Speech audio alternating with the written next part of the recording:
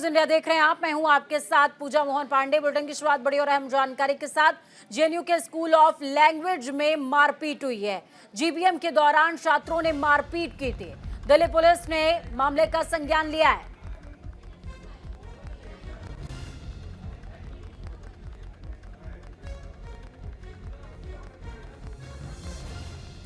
तो दिल्ली पुलिस ने मामले का संज्ञान लिया है।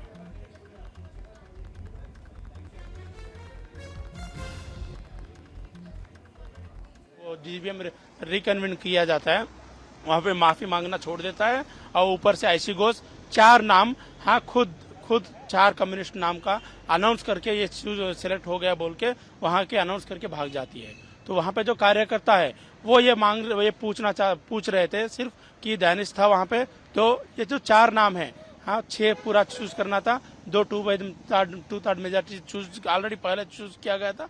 जो बाकी 4 नाम अनाउंस करके भाग गई थी, वो 4 नाम कौन है डिस्क्लोज कीजिए, और दूसरा किस प्रोसेस से आप उनको सिलेक्शन किए बताइए। तो दानिश बोलता 4 नहीं, हम 2 ही पुराना आईसी का मेंबर्स को चूज किया गया, लेकिन आईसी घोष 4 नाम बोलती है और ये दानिश 2 नाम बोलते हैं। तो ये दोनों का कॉन्ट्राडिक्टरी स्टेटमेंट्स था। ऊपर से वो कौन है, किस प्रोसेस से सिलेक्शन किया गया बता नहीं रहे थे। तो वहाँ पे एबीपी कार्यकर्ता जो स्कूल ऑफ लैंग्वेज वाले और कॉमन स्टूडेंट्स ऑब्जेक्शन रेज कर रहे थे, लेकिन वो ना आईसी घोष को बुलाने के लिए जब मांग रहे थे, तो आईसी घोष को ना आईसी घोष आती है ना ये बुलाते हैं। तो ये पूरा साठगांठ मिलके ये सोचते हैं कि ये सब हल्ला करके निकल जाते हैं। जब ये स्टडीली मांग रहे हैं कि हमको उनका नाम डिस्क्लोज करना चाहिए और इनका नाम वापस करके जो फ्री एंड फेयर प्रोसेस है आपको उनको सिलेक्शन करना चाहिए बोल के डिमांड कर रहे थे। तो पीछे से जो कम्युनिस्ट, तो ये तस्वीरें आपको दिखा रहे हैं। जीबीएम के दौरान छात्रों ने मारपीट की है। जीबीएम जिसमें 4 सदस्यों का ऐलान होता है, आईसी घोष ने ऐलान किया था, लेकिन उसके बाद वो मुकरती नजर आई पूरे मामले से और 4 नामों का ऐलान करके चली गई। बुलाने पर वापस नहीं आई, न निर्वाचित सदस्यों की सूचना, डिटेल्ड सूचना उन्होंने दी। इसी बात को लेकर के तमाम राजनीतिक छात्र संगठनों में आक्रोश देखने को मिला और उसके बाद की जो ये तस्वीरें हैं वो आपकी टीवी स्क्रीन पर।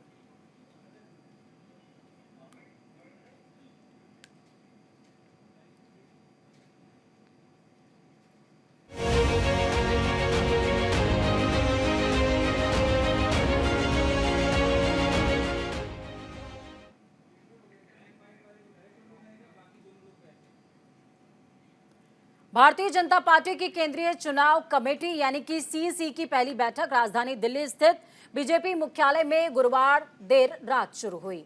ये बैठक शुक्रवार भोर तक लगभग 4 घंटे चली। नमस्कार, आप देख रहे हैं न्यूज इंडिया। मैं हूं आपके साथ पूजा मोहन पांडे और आज बात हम करेंगे बीजेपी की नई टीम की। चौंकिए नहीं, बात 24 के आम चुनाव पर मंथन की हो रही है और चुनाव के बाद तैयार होने वाले संभावित मंच की हो रही है। माना जा रहा है कि चर्चा की शुरुआत 21 राज्यों की 300 सीटों से हुई और चर्चा खत्म होते होते 17 राज्यों की लगभग 155 सीटों पर सहमति बन पाई। सूत्रों के मुताबिक इस बैठक में यूपी, राजस्थान, मध्य प्रदेश, छत्तीसगढ़, महाराष्ट्र, बंगाल, ओडिशा, झारखंड, बिहार, तेलंगाना, कर्नाटका, दिल्ली और त्रिपुरा जैसे करीबन 17 राज्यों की ज्यादातर लोकसभा सीटों पर उम्मीदवारों के नाम फाइनल हो गए और इसी के साथ एक लिस्ट यानी कि पहली सूची जल्दी जारी हो सकती है। माना यह भी जा रहा है कि बीजेपी के उम्मीदवारों की पहली लिस्ट सबको चौंका देगी। इस लिस्ट में हारी हुई सीटों पर फोकस, कई मौजूदा सांसदों के कटते हुए टिकट, नए चेहरों को तरजीह, आरएसएस का प्रभाव, ओबीसी का दाव और 2019 की तुलना में ज्यादा महिला प्रत्याशियों और युवाओं को मौका मिल सकता है। लेकिन सबसे खास बात, सूची में बीजेपी का विधानसभा चुनावों वाला दाव या यूं कहें एक्सपेरिमेंट एक बार फिर देखने को मिल सकता है।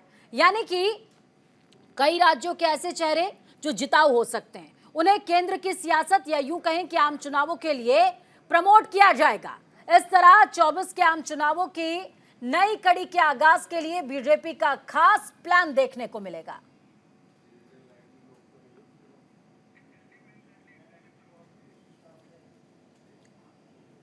इसके पहले कोर कमेटी की बैठक हुई थी। कोर कमेटी की बैठक में लगभग 350 सीटों पर मंथन हुआ था और कोर कमेटी की बैठक के बाद केंद्रीय चुनाव कमेटी की बैठक को हुई है।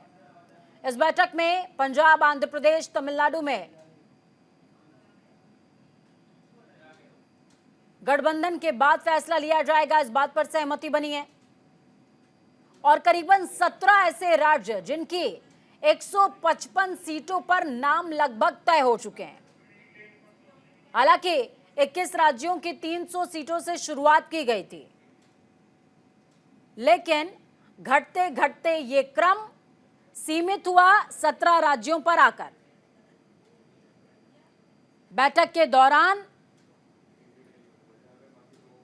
उत्तर प्रदेश, मध्य प्रदेश, हरियाणा, छत्तीसगढ़ समेत कई राज्यों के मुख्यमंत्री और प्रभारी बैठक का हिस्सा थे।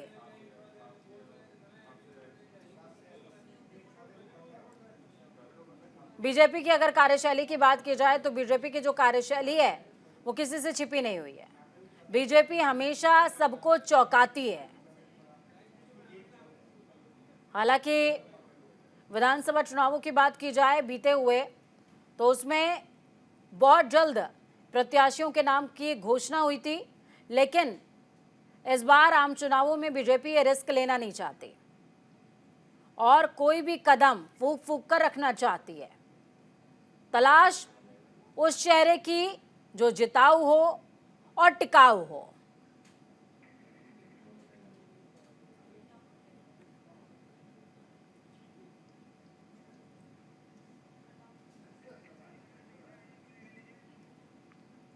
तो चलिए ग्राउंड का रुख करते हैं। बीजेपी की मीटिंग पर ज्यादा चर्चा के लिए हमारे साथ 4 संवाददाता अलग अलग जगहों से जुड़े हुए हैं। सीधे रुख में आनंद सिंह दिल्ली से जुड़े हुए हैं, विवेक तिवारी लखनऊ से जुड़े हैं, दीपक चावला जयपुर से जुड़े हुए हैं। इन तमाम तीनों लोगों का करूंगी और शुरुआत दिल्ली के साथ में करते हैं क्योंकि आगाज दिल्ली से ही हुआ है। आनंद, बैठक हुई, बैठक में बात और माना यह जा रहा है कि 17 राज्यों के 155 सीटों पर लगभग बात बन चुकी है। इसकी संभावना कितनी नजर आ रही है?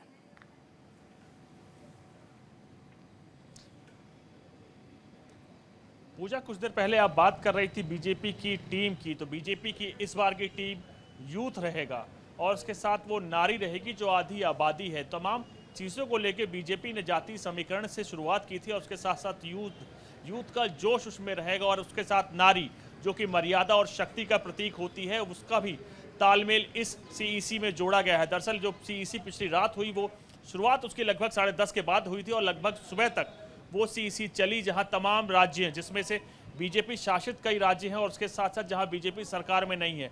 जहां बीजेपी सरकार में है वहां के मुख्यमंत्री, प्रदेश अध्यक्ष, चुनाव प्रभारी, सह प्रभारी और संगठन महामंत्री बीजेपी के मुख्यालय में आए थे और उससे पहले खुद पीएम नरेंद्र मोदी, एचएम अमित शाह और उसके साथ पार्टी के राष्ट्रीय अध्यक्ष जगत प्रकाश नड्डा ने पीएम आवास पर बैठक की थी, जहां तमाम चीजों को लेकर मंथन किया गया कि जो लिस्ट आने वाली है। दरअसल कल जो सीईसी हुई, वो सीईसी की अगर बात की जाए तो बीजेपी की सबसे पावरफुल कमेटीज में से एक है, जिसके मुहर के बाद ही उम्मीदवारों की लिस्ट जारी कर दी जाती है। तो उम्मीद कर सकते हैं आज वो लिस्ट आने वाली है, जिसमें प्रधानमंत्री का चेहरा यानी खुद प्रधानमंत्री एक बार फिर बनारस, जो कि अपने अध्यात्म या कहे बाबा विश्वनाथ की नगरी है, वहां से प्रधानमंत्री को दोबारा टिकट दिया जाएगा। 2014 में, 2019 के बाद 2024 में भी पीएम को ही वहां से उम्मीदवार बनाया जाएगा और पीएम नरेंद्र मोदी का चेहरा ही 545 लोकसभा में हर जगह सामने होगा। बीजेपी का चेहरा प्रधानमंत्री है और कहीं ना कहीं वो तमाम वरिष्ठ नेता हैं, जिसमें राजनाथ सिंह, अमित शाह, गिरिराज सिंह, बीएल वर्मा से लेकर तमाम वो नेता जो कि केंद्रीय मंत्री हैं, उनको भी इस पहली लिस्ट में ही शामिल किया जाएगा। और उसके साथ साथ सी और डी कैटेगरी की सीटें, जिसमें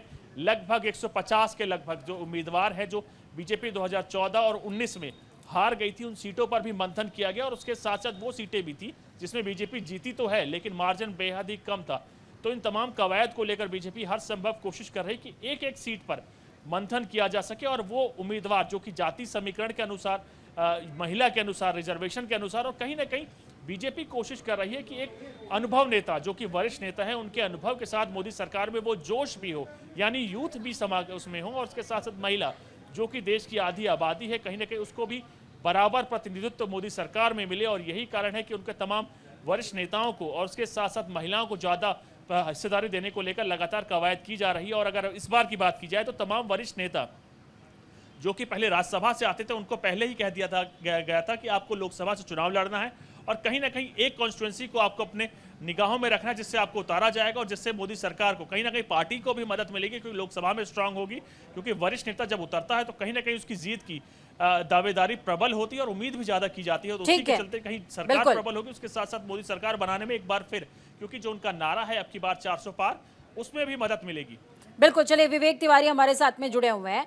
विवेक, देखिए, ग्राउंड ओ की बात करें, आम चुनाव की बात करें, बीजेपी की जीत की बात करें, बीजेपी के संकल्प की बात करें, तो उसमें उत्तर प्रदेश का योगदान ना हो तो ये संभव नहीं हो पाएगा। उनका संकल्प ना तो सिद्ध हो पाएगा और ना ही वैतरणी पार लग पाएगी आम चुनाव की। ऐसे में आम चुनावों के लिए उत्तर प्रदेश की रणनीति की अगर बात करें तो कई सांसदों के टिकट कटते नजर आ रहे हैं, तो कई को मौका मिलता नजर आ रहा है। कई ऐसे प्रत्याशी जो विधायकी अभी तक लड़ रहे थे लेकिन ज्यादा मार्जिन से जीत रहे थे, वो अब केंद्र की सियासत में आ जाएंगे। बिल्कुल, कुछ टिकट तो बीजेपी काटेगी, इसमें कोई शक नहीं है। देखिए, अभी जो स्थितियां हैं उसमें ये है कि 6 सीटें वो अपने सहयोगी दलों को देगी, 2 सीटें आरएलडी को, 2 सीटें मिर्ज़ापुर से और प्रतापगढ़ की अनुप्रिया पटेल को दी जाएगी, एक सीट सुभाषपा और निषाद पार्टी को भी दी जा सकती है। तो भारतीय जनता पार्टी अकेले उत्तर प्रदेश में 74 या 75 सीटों पर अधिकतम लड़ेगी। अब इन 75 सीटों की या 74 सीटों की अगर हम बात करें तो इसमें से 14 सीटें थीं जो हार गई थी भारतीय जनता पार्टी। उन 14 सीटों में से अधिकतर का उन्होंने इंतजाम कर लिया है। मसलन अकबरपुर की सीट वो हारे थे अम्बेडकर नगर की, वहाँ के जो बसपा के सांसद हैं रितेश पांडे, वो भाजपा ज्वाइन कर चुके हैं और बहुत मुमकिन है कि उनको अकबरपुर से लड़ा सकती है भारतीय जनता पार्टी। श्रावस्ती की सीट पिछली बार हार गई थी भारतीय जनता पार्टी, और वहाँ के जो इस वक्त बीएसपी के विधायक हैं, मेरी जानकारी है राम सूरत वर्मा, वो बीजेपी के संपर्क में है और बहुत जल्द वो बीजेपी ज्वाइन कर लेंगे, तो वो एक हारी हुई सीट पर भी उनको एक अच्छा प्रत्याशी मिल जाएगा। इस तरह से जाल बीजेपी ने अपोजिशन के लिए बिछाया है। जो हारी हुई सीटें हैं सबसे पहले उसको किस तरह काबू में किया जाए। रायबरेली की सीट हारी थी, रायबरेली से वहाँ के जो एक विधायक है मनोज पांडे, वो बीजेपी में लगभग आ ही चुके हैं। समाजवादी पार्टी के खिलाफ उन्होंने बगावत की थी, तो बहुत मुमकिन है कि उनको रायबरेली लोकसभा से मजबूत प्रत्याशी के तौर पर बीजेपी उतारेगी, और अगर प्रियंका वहाँ से लड़ती भी हैं तो भी मनोज पांडे उनको खड़ी टक्कर देंगे। तो जो हारी हुई सीटें थी उस पर बीजेपी ने ज़्यादातर पर अपने प्रत्याशी छांट लिए हैं, और जो पहली सूची आएगी, संभवतः आज वो सूची आनी है, उसमें हारी हुई सीटों पर ज़रूर प्रत्याशी देखने को मिल जाएंगे। इसके अलावा कुछ सीटें ऐसी हैं, लगभग 20 से 30% ऐसी सीटें। ठीक है विवेक, आपका रुख मैं वापस से करूंगी, और साथ में हमारे साथ में दीपक भी जुड़े हुए हैं ग्राउंड ओ से, जयपुर से। आप दोनों का ही रुख मैं करने वाली हूं, लेकिन वक्त यहाँ पर एक छोटे से ब्रेक का। ब्रेक के उस पार चर्चा लगातार जारी है। ब्रेक के बाद एक बार फिर से आप सभी का स्वागत है। ग्राउंड ओ से 3 रिपोर्टर्स हमारे साथ में जुड़े हुए हैं। सीधे रुख मैं उन्हीं का करूंगी। जयपुर से दीपक जुड़े हुए हैं। ब्रेक पर जाने से पहले बात विवेक से हो रही थी। दीपक, मैं आपके पास आऊंगी। राजस्थान की अगर बात करें तो भजन लाल शर्मा यहाँ पर बैठक का हिस्सा वो खुद थे। ऐसे में जो रणनीति राजस्थान के अंदर इंप्लीमेंट की गई विधानसभा चुनावों में, कितना संभव है कि वही रणनीति लोकसभा चुनावों में राजस्थान के लिए अपनाई जाए?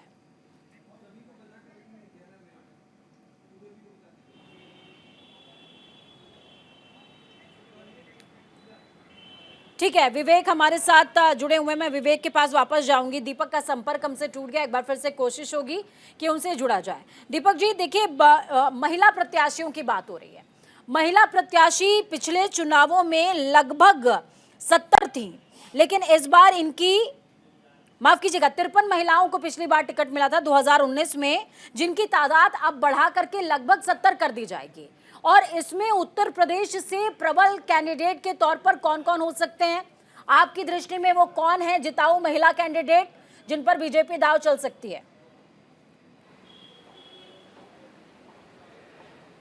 देखिए, एक तो स्मृति ईरानी है, अमेठी से उनकी सीट पक्की है, और जो पहली सूची आएगी उसमें उनका नाम ज़रूर होगा। इसके अलावा जो 33% तो संभव नहीं है संभवतः, लेकिन फिर भी 20 से 25% के आसपास भारतीय जनता पार्टी अपने महिला प्रत्याशियों को उतारेगी। पिछली बार ये फिगर 14-15% का था, तो इस बार कोशिश की जाएगी कि उससे कहीं अधिक महिला प्रत्याशियों को टिकट दिया जाए। बीजेपी के पास महिला प्रत्याशियों की कोई कमी नहीं है, तमाम जिलों में उन्होंने मेयर बना रखे हैं।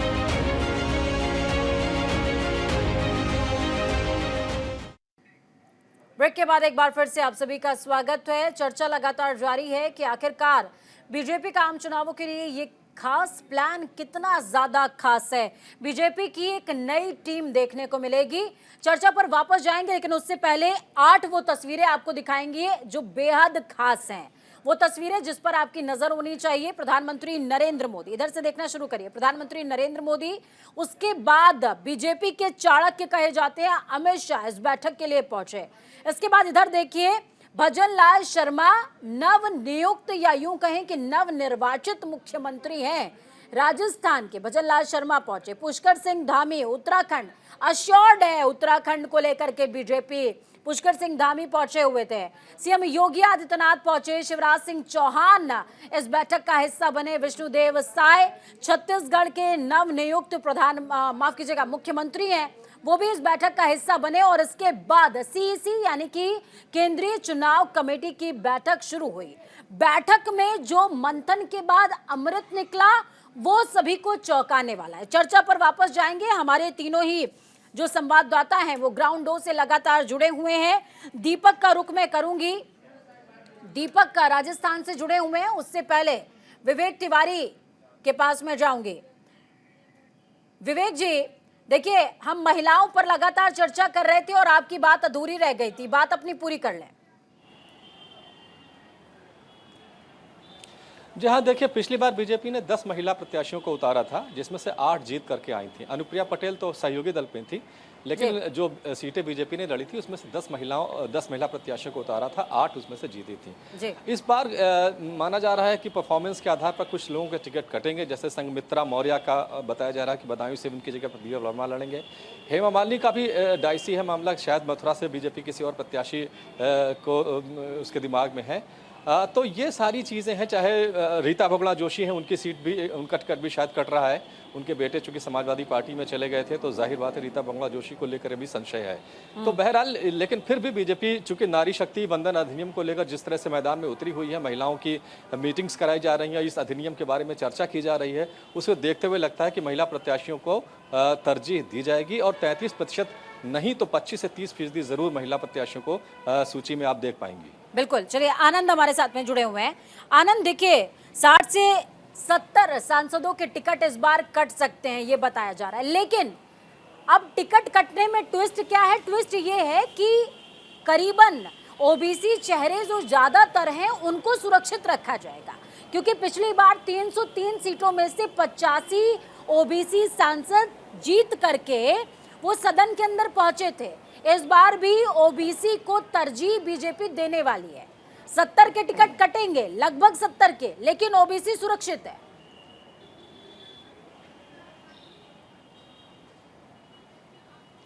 बिल्कुल पूजा, अगर बात की जाए उस समीकरण को लेकर जो आप कह रही थी कि इस मंथन से क्या निकला, अमृत ये निकला इस मंथन से कि जो इस बार जो लिस्ट आएगी उसमें महिला सशक्तिकरण का एक एग्जाम्पल दिया जाएगा। महिला को अपने कोटे से ज़्यादा सीटें मिलेंगी, उसके साथ यूथ, क्योंकि एनर्जेटिक होता है और काम मोदी सरकार को करना होता है, तो कहीं ना कहीं उसमें यूथ का भी फोकस ज़्यादा होगा। ओबीसी, आप देखिए, भारतीय राजनीति ओबीसी के आसपास कुछ इस प्रकार घूम रही है कि बीजेपी भी कोशिश करेगी कि ओबीसी को सुरक्षित रखा जाए और उसके साथ साथ उनका नंबर बढ़ाया जा सके। लेकिन उसके साथ साथ बीजेपी हर संभव कोशिश कर रही है कि वो राज्य जहां बीजेपी ने क्लीन स्वीप मारा है, जैसे दिल्ली, राजस्थान, मध्य प्रदेश, असम, उत्तराखंड, ऐसे तमाम राज्य हैं जहां बीजेपी ने क्लीन स्वीप मारा था। गुजरात, आप तमाम एग्जाम्पल्स ले लीजिए। बीजेपी एक बार फिर कोशिश करे कि उस क्लीन स्वीप को वैसे ही बरकरार रखा जाए। और उसके साथ साथ पश्चिम में आप देखिए, तमाम बीआरएस से कल एक सांसद आए बीजेपी में, तो और मेन फोकस उनका पश्चिम के साथ साथ पश्चिम बंगाल में देख रहे हैं। आप देखिए, लगातार संदेश खाली के बाद कहीं ना कहीं जो टेम्परामेंट बदला है टीएमसी के खिलाफ, बीजेपी कोशिश कर रही है कि वहां पर भी उसका फायदा उठाया जा सके। जो पहले लोकसभा सांसद आते थे उससे ज्यादा आए। और उसके साथ अगर पश्चिम की बात की जाए, तमाम वो राज्य, जिसमें केरल, तमिलनाडु, कर्नाटक, बीजेपी ने कई एग्जाम्पल सेट किए हुए हैं कि हर संभव कोशिश कर रही है कि एक बड़े नेता को अपनी पार्टी में बुलाया जा सके और कहीं ना कहीं उनको लोकसभा उम्मीदवार बनाया जा सके। बीजेपी ने जो नारा दिया है अब की बार 400 पार 370, जो कि खुद बीजेपी चाह रही कि हमारे हों, तो उसको लेकर दक्षिण बिल्कुल आनंद, आपके पास में वापस आऊंगी। दीपक इस बीच हमारे साथ में जुड़ गए हैं गुलाबी नगरी जयपुर से। दीपक, आरएसएस का प्रभाव बहुत ज्यादा रहता है किसी भी प्लानिंग और प्लॉटिंग के पीछे, क्योंकि बीजेपी की जब हम बात करते हैं तो उसका सब चैनल है, आरएसएस का सब चैनल है बीजेपी। अब ऐसे में मैं आपसे ही समझूंगी कि बीते हुए चुनावों में जिस तरीके का प्रदर्शन बीजेपी का राजस्थान के अंदर था, लेकिन मौजूदा समय में कई सांसदों को जब विधानसभा चुनाव में उतार दिया, इसके बाद इस बार का क्या नया प्लान हो सकता है और किस लिहाज से किसको मौका मिल सकता है? देखिए, बिल्कुल आपने बिल्कुल ठीक कहा। राजस्थान में आरएसएस यानी संगठन जो है बहुत ज़्यादा मजबूत है और यही वजह थी जो है सीएम के जो सबसे दो बड़े दावेदार थे भजन लाल और दिया कुमार, इनको सबसे प्रभावी सीट जो कि सांगानेर और विद्याधर से चुनाव लड़ाया गया और वो जीते भी और उनको जो एक को सीएम बनाया, एक को डिप्टी सीएम भी बनाया गया। अब लोकसभा की बात करते हैं। लोकसभा चुनाव में पिछले 2 बार से राजस्थान से लगातार 25 की 25 सीटें जो है भाजपा जीतती आई है। अब ऐसे में इस तरह से देखा जा रहा है कि पंजाब हरियाणा में किसान आंदोलन का जो है असर है, राजस्थान से काफी ज्यादा उम्मीदें, साउथ में जो है बीजेपी काफी कमजोर दिखाई देती है, लेकिन वहां भी स्ट्रांग हो रही है। लेकिन अब राजस्थान से काफी उम्मीद है, राजस्थान से 25 की 25 सीटें आती है, तो ऐसे में ये 25 की 25 सीट राजस्थान के जीतना बहुत ज्यादा जरूरी है। पिछले 2 बार का हम देखें, दोनों बार जो है 25 की 25 सीट जीती है, लेकिन इस बार जो है वो नई टीम जो है वो हो सकती है। अभी किसी भी वक्त जो है वो लिस्ट जारी हो सकती है। माना जा रहा है कि 1 दर्जन से अधिक जो लिस्ट है वो जारी हो सकती है, जिसमें ए कैटेगरी और खास बात दीपक ये भी कि कई ऐसे सांसद हैं जिनके प्रति मन में असंतोष लोगों के उभरा है, तो बीजेपी का मानना ये है कि हम टिकट काटने में संकोच बिल्कुल भी नहीं करेंगे। आप हमारे साथ में लगातार बने रहिए। आप दोनों ही 3 संवाददाता ग्राउंडों से हमारे साथ में बने हुए हैं, उनका रुख मैं वापस से करूंगी, लेकिन वक्त यहाँ पर एक छोटे से ब्रेक का।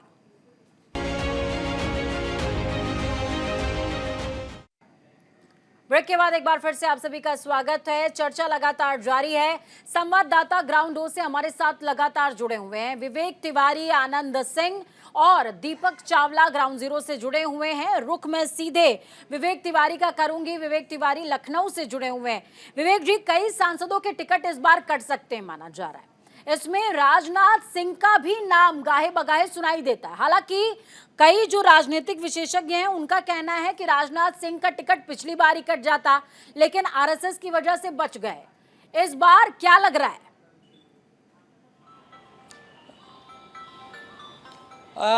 राजनाथ सिंह लड़ेंगे लखनऊ से, जो हमारी जानकारी है।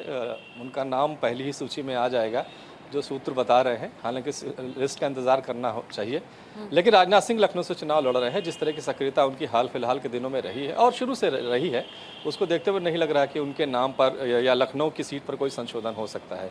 जैसा मैंने बताया कि रीता बहुगुणा जोशी, संघमित्रा मौर्य, इसके अलावा लगभग 20% 20 से 25% ऐसे सांसद हैं जो परफॉर्मेंस के आधार पर जिनका टिकट काटा जा रहा है, इसमें कोई दो राय नहीं है। और वहाँ पर नए प्रत्याशियों को भारतीय जनता पार्टी उतारेगी।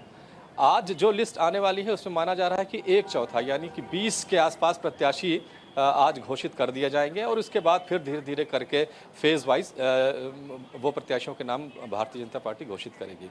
तो आज की जो सूची में नाम होने वाले हैं उसमें से एक तो 12-14 सीटें जो हारी थी बीजेपी, वहाँ पर प्रत्याशी तय कर दिए जाएंगे।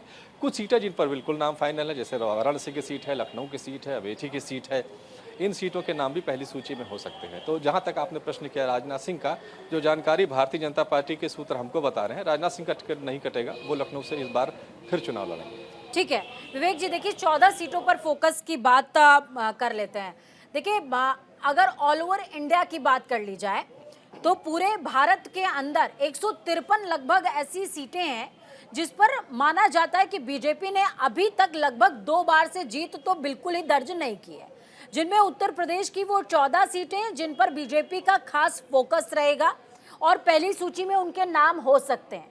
तो ऐसे में वो 14 क्षेत्र कौन से हैं और खासकर ये भी बताइए कि यहाँ से संभावित प्रत्याशी कौन कौन से हो सकते हैं?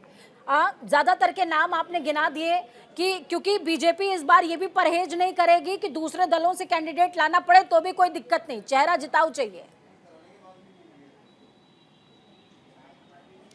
बिल्कुल बिल्कुल। देखिए, इन 14 में से केवल एक सीट ऐसी है जो भारतीय जनता पार्टी नहीं जीत पाई है, वो है सीट मैनपुरी की। बाकी कोई ऐसी सीट नहीं है उत्तर प्रदेश में, 79 सीटें, जहां पर भारतीय जनता पार्टी कभी ना कभी जीती ना हो। ये जो 14 सीटें थी, 2014 का जब इलेक्शन हुआ था तो उसमें से काफ़ी सारी सीटें उसमें से भारतीय जनता पार्टी जीती थी। हुआ ये कि समाजवादी पार्टी और बीएसपी का जो गठबंधन हुआ 2019 में, उसकी वजह से बीजेपी को थोड़ा नुकसान हुआ और वो संख्या जो 2014 में सिर्फ 5-6 सीटों की थी, इस 2019 में वो 14-15 सीटों की हो गई थी। तो इन 15 सीटों में से केवल मैनपुरी की एक सीट है जहां पर बीजेपी अब तक नहीं जीत पाई। इस बार वहां की भी कोशिश की जा रही है। आजमगढ़ की सीट बीजेपी जीत चुकी है, ये बहुत क्रूशियल सीट मानी जाती है, लेकिन आजमगढ़ की सीट दिनेश लाल नेहरूवाल उपचुनाव में जीत गए थे। इस बार लेकिन मुश्किल होने वाली है, क्योंकि जिस तरह का समीकरण समाजवादी पार्टी ने वहां पर फिट किया है, गुड्डू जमाली को कल ही ज्वाइन कराया है और उनको 2,80,000 उपचुनाव में वोट मिले थे, वो बीएसपी से लड़े थे। तो ऐसा लग रहा है कि आजमगढ़ की सीट के लिए बीजेपी को थोड़ा सा सोचना पड़ेगा। घोसी की सीट बीजेपी हारी थी, लेकिन जिस तरह से दारा सिंह चौहान को ज्वाइन कराया गया है और 1-2 दिनों में माना जा रहा मंत्रिमंडल जब विस्तार होगा तो उनको हो सकता है कि कैबिनेट की कुर्सी भी मिल जाए और वो प्रकाश राजभर को भी दे दी जाए। ये दोनों उनका जो चुनावी जो क्षेत्र है उनके प्रभाव वाला वो घोसी है, तो घोसी से भी इस बार बीजेपी को दिक्कत नहीं होने वाली। ये पिछली 2019 में सीट बीजेपी हार गई थी। तो इस तरह से उन्होंने पूरे समीकरण बिठाया है। कैंडिडेट जिताऊ चाहिए, विपक्ष से दूसरी दल से आ रहा है तो भी कोई बात नहीं है, सीटें उन्हें 80 की 80 चाहिए। सारी रणनीति इसी बात को लेकर के बनाई जा रही है। ठीक है आनंद, मैं आपके पास वापस आऊंगी। आनंद, देखिए, राज्यसभा प्रत्याशी, कई सारे ऐसे राज्यसभा प्रत्याशी हैं जिनका कार्यकाल खत्म हो रहा है। उनमें निर्मला सीतारमण भी है, धर्मेंद्र प्रधान भी हैं और भी कई ऐसे नेता हैं जिनको इस बार राज्यसभा से उठा करके आम चुनावों में उनके लिए एक सिक्योर सीट खोजने की तैयारी है। वो सीटें कौन कौन सी हो सकती हैं? माना जा रहा है धर्मेंद्र प्रधान ओडिशा जा रहे हैं, ओडिशा से वो चुनाव लड़ने वाले हैं। इसके अलावा राजीव जो है वो कर्नाटक, एस जयशंकर भी इस फेहरिस्त में, एस जयशंकर के लिए केरला या फिर और कहीं से भी सीट खोजी जा सकती है, या फिर वो तमिलनाडु भी जा सकते हैं। ऐसे कौन कौन से प्रत्याशी और कौन कौन से संभावित राज्य है? आनंद।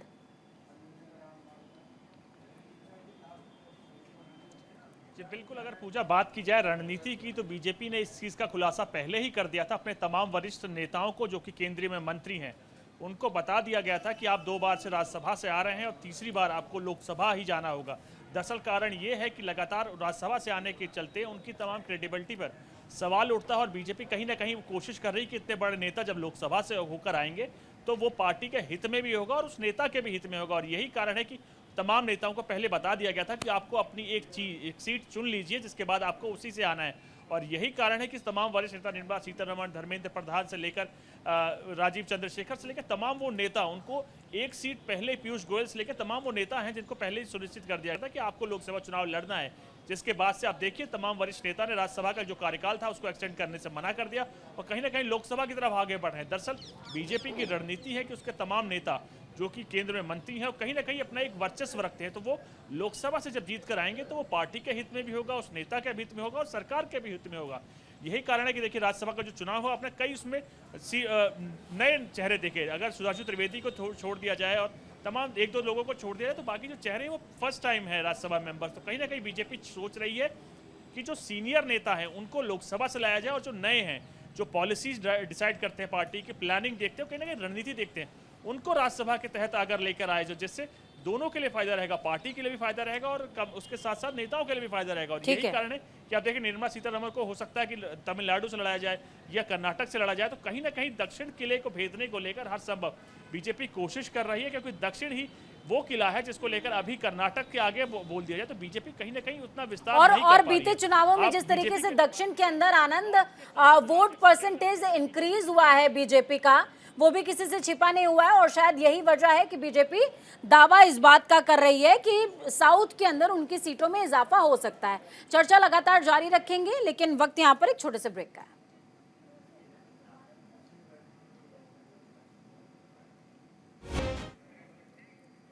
ब्रेक के बाद एक बार फिर से आप सभी का स्वागत है और चर्चा पर जाएं उससे पहले 2 बयान सुनिए। संजय राउत कह रहे हैं बैठक में बहुत कुछ ज्यादा विशेष नहीं रहा होगा, वही घिसा पिटा फॉर्मूला है। दूसरी तरफ छत्तीसगढ़ के उप मुख्यमंत्री अरुण साव वो कह रहे हैं कि जल्दी पहली सूची जारी हो जाएगी और पहली सूची सभी को चौंकाने वाली है।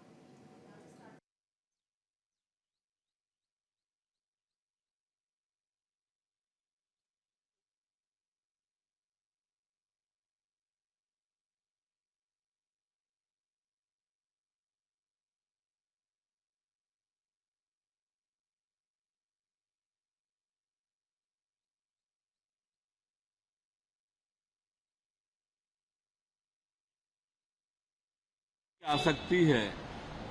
केंद्रीय चुनाव समिति के समक्ष विस्तार से सभी प्रत्याशियों के बारे में, संभावित प्रत्याशियों के बारे में विस्तार से चर्चा हुई है और बहुत जल्दी प्रत्याशियों की सूची केंद्रीय चुनाव समिति विचार करने के बाद घोषित करेगी। भारतीय जनता पार्टी योग्य और जीतने वाले चेहरों को चुनाव के मैदान में उतारेगी। जिस तरह से आज पूरे देश का वातावरण है, छत्तीसगढ़ का वातावरण है और छत्तीसगढ़ की जनता जिस प्रकार से नरेंद्र मोदी जी की योजनाओं से प्रभावित है, नरेंद्र मोदी जी के कामों से प्रभावित है, छत्तीसगढ़ की 11 सीटें छत्तीसगढ़ की जनता नरेंद्र मोदी जी के झोली में डालेगी। देखिए, प्राइम मिनिस्टर ने इलेक्शन कैंपेन की शुरुआत आज नहीं की है। जब वो शपथ लेते हैं तब से इलेक्शन कैंपेन शुरू होता है। बाकी देश का कार्य, राष्ट्र कार्य, समाज का कार्य, उसमें कोई वो अहमियत नहीं देते। शपथ लेने के बाद तुरंत वो अगले चुनाव का प्रचार शुरू करते हैं। तो संजय राउत साफ तौर पर कहते नजर आए कि बीजेपी इलेक्शन मशीनरी है और जिस दिन से प्रधानमंत्री शपथ लेते हैं उसी दिन से वो चुनाव लड़ने के अभियान में जुट जाते हैं। ग्राउंडों का रुख करते हैं। दीपक चावला जयपुर से, लखनऊ से विवेक तिवारी और दिल्ली से आनंद सिंह हमारे साथ में जुड़े हुए हैं। दीपक का रुख मैं करूंगी। दीपक, कई सारे ऐसे सांसद हैं जिनकी कार्यशैली से जनता खुश नहीं है। ऐसे कौन से सांसद हो सकते हैं जिनका टिकट राजस्थान के अंदर कटने तय माना जाए? बिल्कुल, देखिए मैं इस सबसे पहले जयपुर का ही जिक्र कर लेता हूं। तो जयपुर जो सांसद है रामचरण बोहरा, लगभग ये तय मान के चलिए कि उनका जो नाम है वो यहाँ पर कट चुका है और उनकी जगह एक बिल्कुल ही नया नाम जो है वो यहाँ पर उनको मौका दिया जा सकता है। इसके अलावा मैं करौली की बात करूंगा, करौली वाले का यहाँ पर टिकट है वो भी यहाँ पर काट दिया जा सकता है। तो ऐसे कई सारे जो नाम है वो लगभग आप ये तय मान के चले कि 25 में से लगभग 15 ऐसे नाम है जो बिल्कुल नए नाम होंगे। इसमें से कई जो सांसद है, जिसमें किरोड़ीलाल मीणा भी है, वो राज्यसभा का चुनाव लड़ चुके, कई विधानसभा का चुनाव लड़ चुके। की मैं बात करूं तो वो विधानसभा चुनाव, तो कई जो है वो खाली हो चुके हैं, तो उनकी जगह नए प्रत्याशियों को मौका दिया जाएगा। और कई की जो परफॉर्मेंस है वो खराब है, जनता में अच्छी उनकी इमेज नहीं है, क्योंकि वो मोदी के नाम पर चुनाव तो लड़ लेते लेकिन उसके बाद वो फील्ड में नहीं जाते, लोगों से नहीं मिलते, तो कहीं ना कहीं उनकी परफॉर्मेंस यहाँ पर खराब है। तो ये तय मान के चलिए कि लगभग जो है 15 जो है वो नए नाम, एकदम चौंकाने वाले नाम जो है वो हो सकते हैं। इसके साथ ही राजस्थान से 3 जो केंद्रीय मंत्री है वो सेंट्रल में जाते हैं, तो मान सकते हैं कि एक जो है वो यथावत रह सकते हैं। इसके अलावा 2 जो है उनको भी बदला जा सकता है। ये भी तय मान के चलिए कि जैसे ही लोकसभा चुनाव खत्म होंगे तो यहाँ पर जो है प्रदेश कार्यकारिणी यानी कि जो प्रदेश अध्यक्ष, उनकी जिम्मेदारी भी बदली जा सकती है। सबसे पहले प्रायोरिटी जो है वो राजस्थान से 25 की 25 सीटें जो है वो जीतना जरूरी है, क्योंकि पिछली 2 बार से राजस्थान की जनता ने प्रधानमंत्री नरेंद्र मोदी को दिल खोलकर वोट दिया और यहाँ से पूरी की 25 सीट जो है झोली में दे दी है। तो ऐसे में अब राजस्थान से बहुत ज्यादा उम्मीद है। इसलिए बिल्कुल, कई सारे समीकरण जिनको सेट करने की तैयारी आज से नहीं कई महीनों से चल रही है। फिलहाल उसका अंतिम या यूं कहें कि प्रथम पड़ाव बीजेपी केंद्रीय चुनाव समिति की कमेटी की बैठक थी और इस बैठक से, इस मंथन से जो अमृत निकला है, माना जा रहा है कि वो अमृत संजीवनी बीजेपी को संकल्प 370 के लिए और टारगेट 400 के लिए देने वाला है। बहुत शुक्रिया आप तीनों का ही हमारे साथ जुड़ने के लिए और इस चर्चा को खास बनाने के लिए। वक्त छोटे से ब्रेक का, ब्रेक के उस पार खबरों का सफर लगातार जारी रहेगा। बने रहे न्यूज इंडिया के साथ, क्योंकि हम हैं राष्ट्र की आवाज।